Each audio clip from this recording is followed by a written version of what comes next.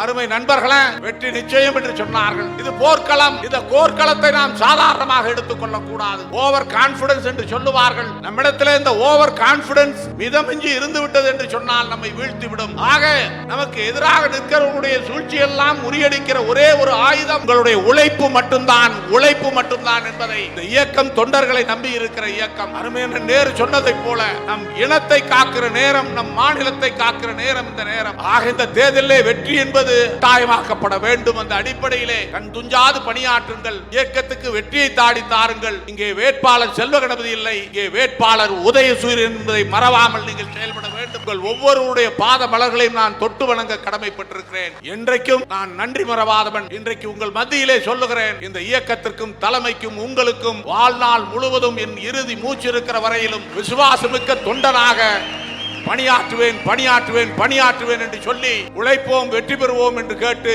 வாய்ப்புக்கு நன்றி கூறி விடைபெற்றுக் கொள்கிறேன். நன்றி, வணக்கம்.